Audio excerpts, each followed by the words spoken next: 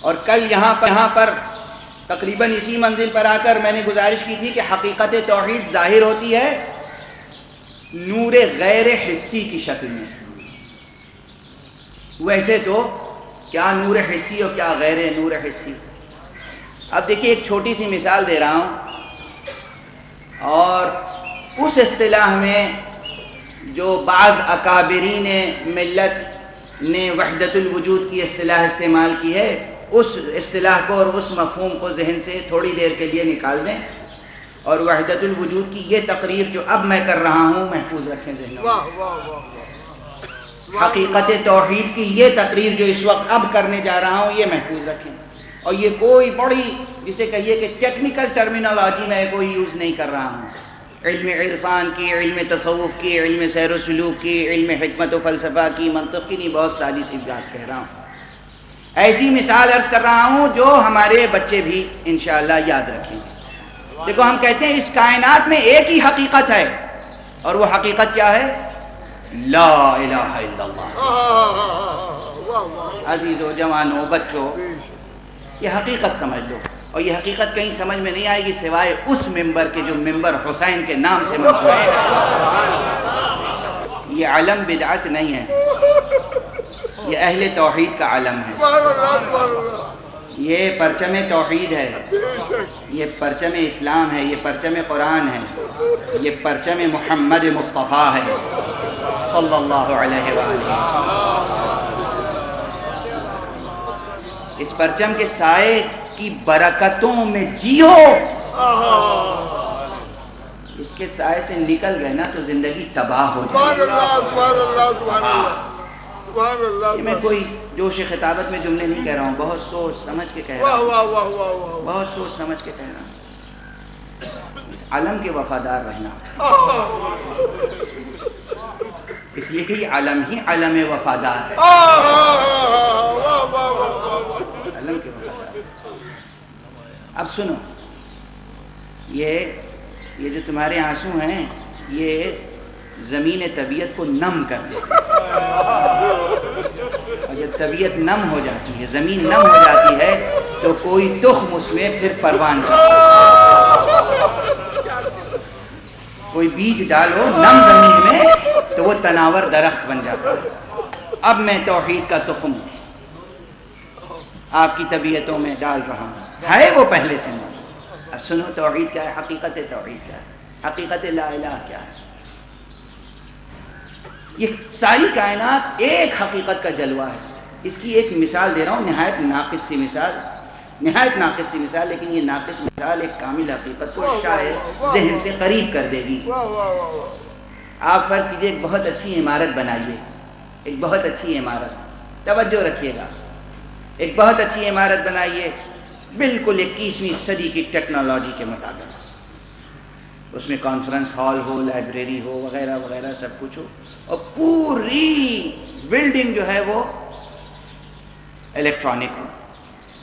اس میں ڈورز جو لگے ہوئے ہیں وہ الیکٹرانک ہیں، یعنی جب کوئی آئے گا تو وہ خود بخود کھل جائیں گے، جب جائے گا تو خود بخود کھل جائیں گے، اور کسی انسان کو چیک کرنے کے لیے کھڑے ہونے کی ضرورت نہیں ہے. وہ کوئی نامناسب چیز لے کے داخل ہوگا تو وہ دروازے بولنے لگیں گے. وہ کوئی کتاب لائبریری سے ایشو کرائے بغیر لے کے جائے گا تو وہ دروازے بولنے لگیں گے. اس میں ایئر کنڈیشن بھی ہے ہال میں، اس میں پنکھے بھی ہیں، اس میں ہیٹر بھی ہے، اس میں جناب والا مائک بھی ہے، سب چیزیں ہیں، سب چیزیں الگ الگ ہیں. دروازہ دروازہ ہے، پنکھا ہے، مائک ہے، ایئر کنڈیشن ہے، ہیٹر ہے، ریفریجریٹر ہے. ہر چیز الگ الگ ہے، ہر چیز کی شکل الگ، صورت الگ، کام الگ، آثار الگ.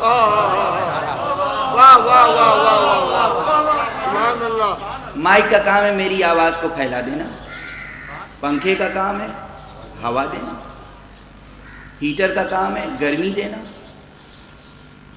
ریفریجریٹر کا کام ہے ٹھنڈک پیدا کرنا. دروازے کا کام کھلنا بند ہونا بالکل ڈیفرنٹ آثار ہیں نا. پنکھے کا کام الگ، اس کا فائدہ الگ، اس کا اثر الگ، دروازے کا اثر الگ. یہ پوری سجی ہوئی آراستہ بلڈنگ، ایک چیز اگر نہ ہو تو سب بیکار. ایک چیز، الیکٹریسٹی. واہ واہ واہ سبحان اللہ سبحان اللہ سبحان اللہ. ایک الیکٹرک کرنٹ نہ ہو، اب نہ دروازہ کھلے گا، نہ مائک چلے گا، نہ پنکھا ہوا دے گا، نہ ٹیوب لائٹ سے روشنی آئے گی، نہ بلب روشن ہوں گے، نہ فانوس، کچھ نہیں. کوئی چیز کام نہیں کرے، سب بیکار. توجہ ہے؟ مثال سمجھ میں آ رہی ہے؟ توجہ ہے؟ سب چیز بیکار ہو جائے گی نا اگر ایک چیز نہ ہو، الیکٹرک کرنٹ، جو آنکھوں سے نظر بھی نہیں آتا.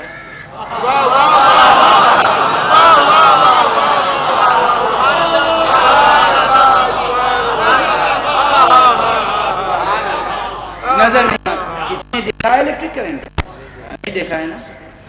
چھو کے دیکھو کرنٹ.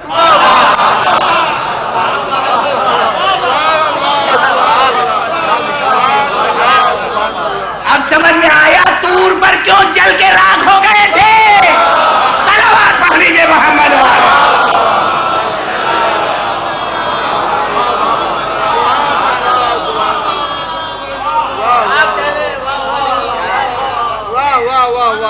کرنٹ چھو کے بتاؤ کتنا ہے کہ نہیں ہے.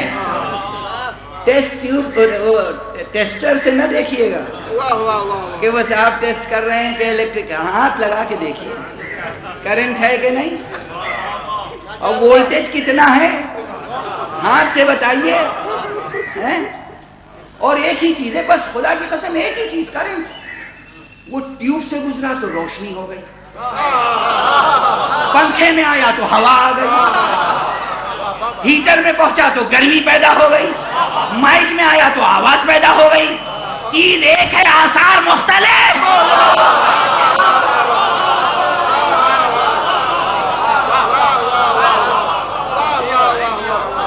ایک چیز نے ہر چیز کو کارآمد بنا دیا، اور ایک چیز کے نہ ہونے سے ساری چیزوں کا اثر زائل ہو گیا، ساری چیزیں بے رونق ہو گئیں.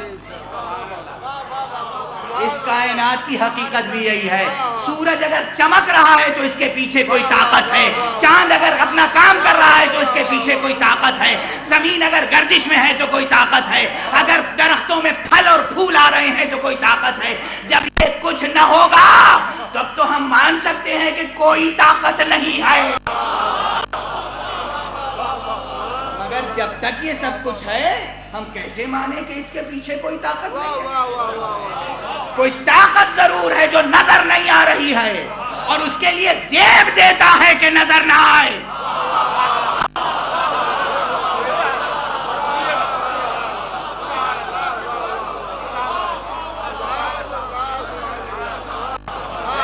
اس کے لیے زیب دیتا ہے کہ نظر نہ آئے. اور دیکھو اصرار نہ کرنا کہ نظر آئے، ورنہ آنکھیں سلامت نہ رہیں گی. قریب جا کے چھونے کی کوشش نہ کرنا، ورنہ جل کے خاک ہو جاؤ گے. اگر دیکھنا ہو اس کو تو ان چیزوں کو دیکھو جو اس سے جڑی ہوئی ہیں.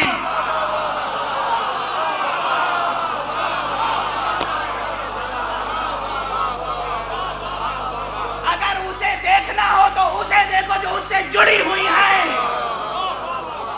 اب اس کائنات میں جو چیزیں اس سے براہ راست جڑی ہوئی ہیں، کچھ چیزیں بالواسطہ جڑی ہوئی ہیں. ہاں ارے سبحان اللہ، یہ بات بھی نہیں سمجھ میں آئے گی. کچھ چیزیں براہ راست جڑی ہوئی ہیں، کچھ چیزیں بالواسطہ. یہ مائک براہ راست الیکٹرک سے جڑا ہوا ہے. میری آواز کھینچ رہا ہے، اس لحاظ سے میں اس سے جڑا ہوا ہوں. اس کے ذریعے سے آواز آپ تک پہنچ رہی ہے تو آپ بھی اس سے جڑے ہوئے ہیں. فرق ہے، یہ بلا فصل جڑا ہوا ہے.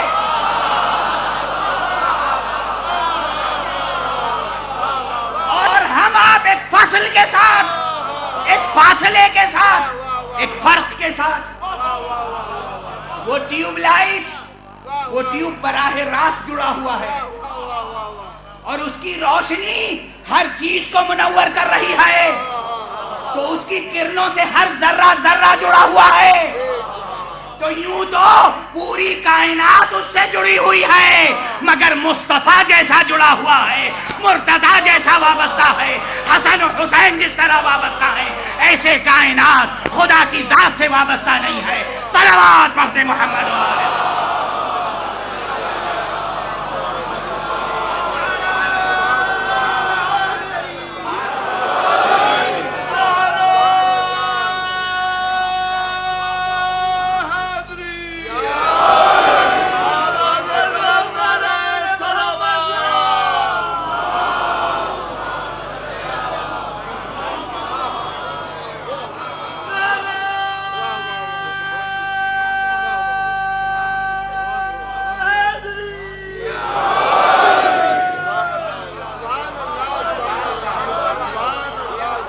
سمجھ میں آئی، حقیقت توحید سمجھ میں آئی.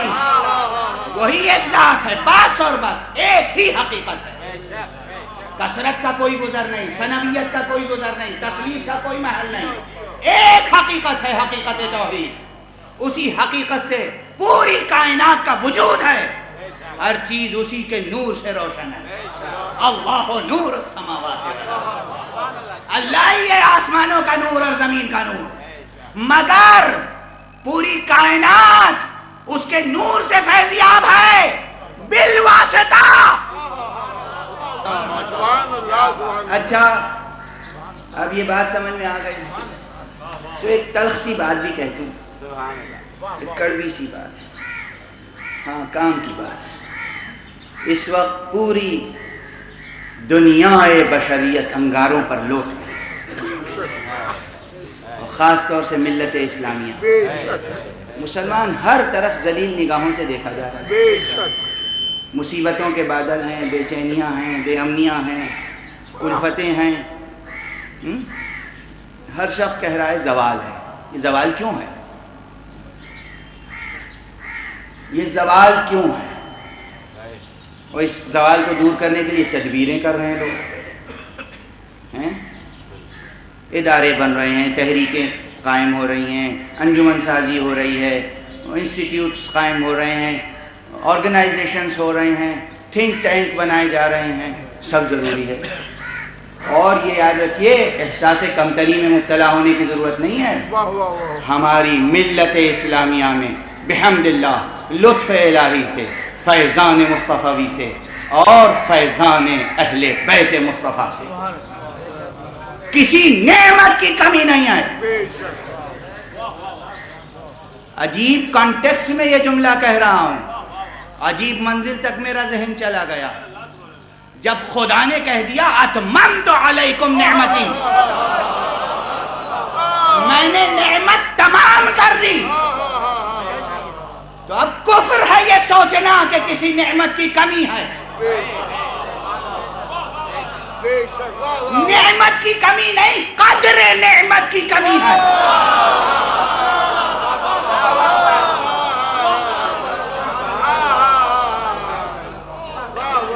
توجہ ہو رہا ہے؟ یہ خود ایک جملہ، ایک کتاب ہے. نعمت کی کمی نہیں ہے، قدر نعمت کی کمی ہے. نعمت کی کمی نہیں ہے، قدر نعمت کی کمی ہے. ہمارے پاس بہترین انٹلیکچوئلز موجود ہیں، بہترین اسکالرز موجود ہیں، بہترین سائنٹسٹ موجود ہیں، بہترین فلاسفرز موجود ہیں، بہترین فقہاء موجود ہیں، بہترین علماء موجود ہیں، بہترین ادیب موجود ہیں، بہترین شاعر موجود ہیں، بہترین جرنلسٹ موجود ہیں، بہترین ایڈمنسٹریٹرز موجود ہیں، بہترین تھنکرز موجود ہیں. سب کچھ ہے ہمارے پاس، اور دولت بھی ہے، روپیہ بھی ہے، پیسہ بھی ہے. کوئی چیز ایسی نہیں ہے جسے خدا نے ہمیں عطا نہ کیا ہو. لیکن جیسے پوری سجی ہوئی لائبریری ہے، سجی ہوئی عمارت میں سارے ایکوپمنٹس موجود ہوں اور ایک الیکٹرک کرنٹ نہ ہو تو سب چیزیں بیکار ہو جاتی ہیں نا. اسی طرح آج ملت اسلامیہ کے پاس سب کچھ ہے معاشرے میں توحید نہیں آئے.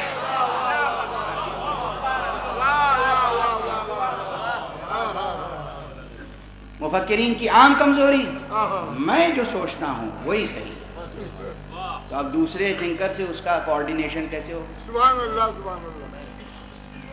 علماء میرے برابر کا کون عالم ہے؟ ختم ہو گئی بس، ملت وہیں بکھر گئی. انجمنیں ہماری انجمن، بس ہم ہیں حسینی، باقی سب دکاندار. یعنی اس میں یہ تو ثابت ہو گیا نا کہ ہماری مجلس ہے، یہ مجلس بھی خدا کی اور حسین کی نہیں ہے. ہماری انجمن، ہماری فکر، ہماری دولت. وہیں توحید نے دم توڑ دیا. بے رونقی اس لیے ہے، دھند اس لیے چھائی ہوئی ہے، زوال اس لیے آیا ہوا ہے، زوال اس لیے آیا ہوا ہے. اگر ہر فرد حقیقت توحید سے جڑ جائے، سبحان اللہ سبحان اللہ، ہر فرد حقیقت توحید سے جڑ جائے، ہر ادارہ حقیقت توحید سے جڑ جائے، انا درمیان میں نہ ہو، پھر دیکھو ایک دن میں وہ انقلاب آ جائے گا کہ جسے عروج و کمال اسلام کہتے ہیں. ایک دن. اس لیے کہ وہاں تو ارادہ کن فیکونی ہے، ارادہ کن فیکونی. مگر ہاں اس کے لیے کیا کرنا ہوگا؟ اس کے لیے کیا کرنا ہوگا؟ ہجرت. کہاں سے ہجرت؟ شہر انا سے شہر توحید تک.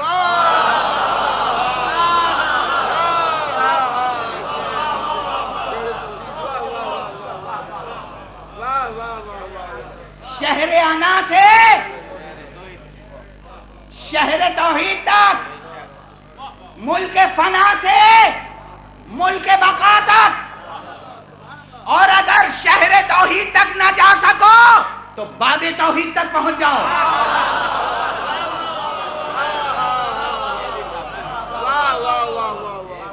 ابواب توحید ہے محمد و آل محمد.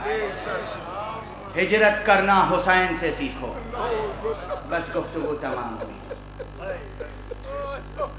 حسین کی ہجرت مدینے سے کربلا تک نہیں تھی،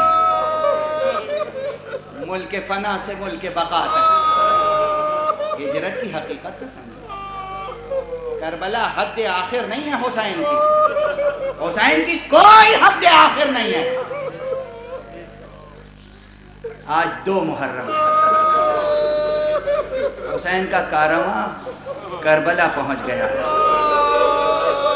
کس انداز سے پہنچا ہے، کس طرح پہنچا ہے. پھر یہ جملہ عرض کروں گا، ہو سکتا ہے روزانہ کہنا پڑے یہ جملہ. حسین نے خدا کو اختیار کیا نظریے کے طور پر، حسین نے ہجرت کو اختیار کیا عمل کے طور پر. اور طرز عمل کیا تھا حسین کا؟ ہجرت کا انداز کہیں بھی جارحانہ نہیں، کہیں بھی جارحانہ نہیں. کربلا پہنچے اور پہلے پوچھا اس جگہ کا نام کیا ہے. ہمارا عقیدہ ہے اور یہ عقیدہ ایک حقیقت پر مبنی ہے. حسین کو علم تھا کہ یہ کون سی زمین ہے. پوچھنے کی ضرورت نہ تھی، پوچھنے کی ضرورت نہ تھی. حسین کو علم تھا، حسین کے نانا کو علم تھا، حسین کے بابا کو علم تھا. حسین کے بابا جب جنگ صفین کے لیے جا رہے تھے،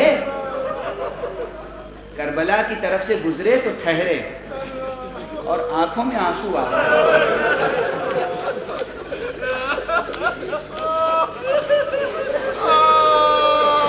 ساتھیوں سے کہا کہ تم اس جگہ کو پہچانتے ہو؟ یہ سوائے ابو تراب کے کوئی اور نہیں کہہ سکتا تھا جو خاک کے ذرے ذرے کو پہچانتا ہو. اس جگہ کو پہچانتے ہو؟ ارے یہ وہ جگہ ہے جہاں آل محمد کا قافلہ آ کر اترے گا اور 3 دن کا بھوکا پیاسا شہید کیا جائے گا، یہاں خون بہایا جائے گا. تو حسین کے بابا کو علم تھا، حسین کو بھی علم تھا، اور مدینے سے چلتے وقت اعجاز امامت کی بنیاد پر، اعجاز امامت کی بنیاد پر زمین کربلا خود ہی نہیں، اپنی نانی ام سلمہ کو دکھا کے، جب ام سلمہ نے کہا کہ بیٹا نہ جاؤ، یہ ام سلمہ وہ بزرگوار خاتون ہیں جنہیں امام حسین علیہ السلام یا امہ کہتے تھے، یا امہ، جناب فاطمہ زہرا کے بعد مسلسل یا امہ، اے مادر گرامی، بیٹا نہ جاؤ۔ جناب ام سلمہ بھی حسین کو امام سمجھتی تھی، مگر حفظ مراتب میں بیٹا نہ جاؤ۔ یہ محبت کا تقاضا، یہ محبت کا تقاضا۔ اب حسین اپنے حسن اختیار کا ثبوت دے رہے ہیں کہ اماں میں مجبوراً نہیں جا رہا ہوں، یہ تو میرا حسن اختیار ہے، میں کربلا مجبوراً نہیں جا رہا ہوں، میں چاہوں تو کربلا یہاں آ جائے۔ اشارہ کیا، زمینیں پست ہوئی، زمین کربلا بلند ہوئی، ہاتھوں کو بڑھایا، ایک مٹھی خاک اٹھائی، جناب ام سلمہ کے سپرد کی، نانی، اب مادر گرامی، ارے جب یہ مٹی لہو ہو جائے تو سمجھیے گا کہ آپ کا بیٹا حسین شہید ہو گیا۔ حسین بتا کے آئے تھے، جانتے تھے، جب وہاں پہنچے اور چلتے چلتے گھوڑا رکا تو حسین کو معلوم تھا کہاں رکا، حسین کا گھوڑا تھا نا، رک گیا۔ اب پوچھا، یہ پوچھنا بتاتا ہے کہ الہی نمائندے کیسے ہوتے ہیں۔ ہر موقع پہ اپنے علم اور فضل کا، کمال کا اظہار مقصود نہیں ہوتا، کبھی خاکساری و تواضع بھی ہوتی ہے، مصلحتیں بھی ہوتی ہیں۔ معصوم ہوتا ہی وہ ہے جو دنیا میں رہتے ہوئے غیر معصوموں کے درمیان رہتے ہوئے معصومانہ زندگی بسر کر جائے۔ پوچھا یہ کون سی زمین ہے؟ کسی نے کچھ کہا، کسی نے کچھ کہا، کسی نے کچھ کہا، اور بھی کوئی نام؟ کربلا۔ بس یہی ہماری منزل ہے۔ عباس محملیں اتارو، اکبر محملیں اتارو، بس اب ایک فقرے میں تقریر کو تمام کروں۔ جب خیام لگنے لگے تو وہی لشکر جسے حسین نے پانی پلایا تھا، کل میری زبان سے ایک فقرہ نکل گیا تھا نا کہ اب آئندہ 10 دنوں تک پیاسے حسین کا ماتم ہوگا۔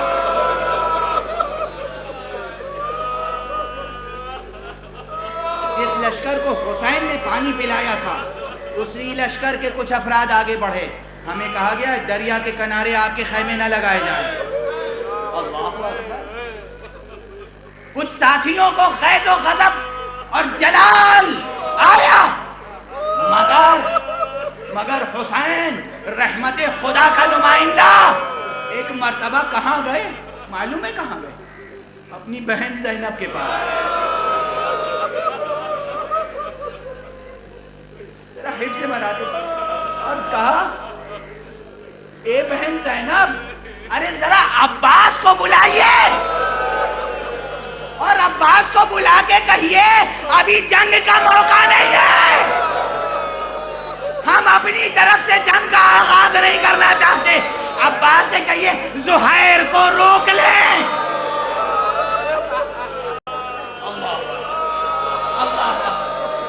وہ عباس جو چاہتے تھے کہ زہیر کے ساتھ آگے بڑھے، اسی عباس کے ہاتھوں میں اطاعت کی زنجیر ڈال دی، پاؤں میں وفا کی بیڑیاں ڈال دی۔ اب عباس سروں کو نہڑائے ہوئے آئے، ارے زہیر یہ جنگ کا موقع نہیں ہے، خیموں کو ہٹا دو۔ لوگ کہتے ہیں کہ 7ویں محرم سے پانی بند ہوا، میں کہتا ہوں کربلا میں وارد ہوتے ہی حسین پر بندش آپ کا سلسلہ شروع ہو گیا۔ انا للہ و انا الیہ راجعون۔